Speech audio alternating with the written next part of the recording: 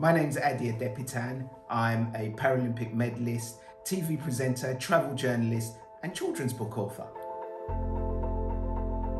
I think before the pandemic, when it comes to disability, generally people tend to look at all the things that you can't do. Well, he's in a wheelchair, he can't walk. Oh, that person's blind, they can't see. One of the biggest challenges when you have a disability is that you're constantly having to prove yourself to people. There's always been issues when you have a disability getting around London, getting around the UK. Since the pandemic, those things have become tougher.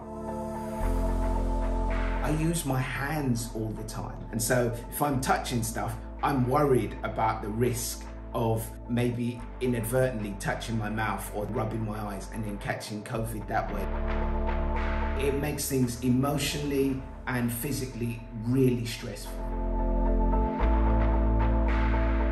Research has showed that during this pandemic, 70% of people have said they felt more anxious making a trip to the supermarket. I know what they mean. Everybody needs to know that they're not alone.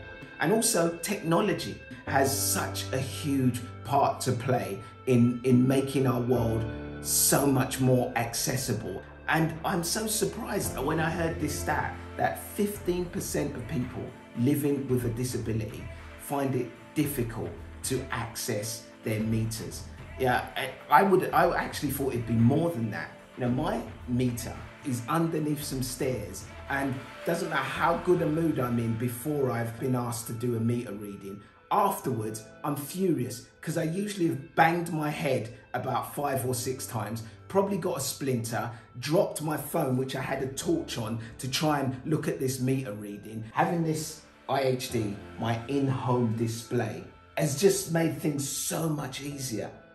It's a no-brainer, especially if you have a disability.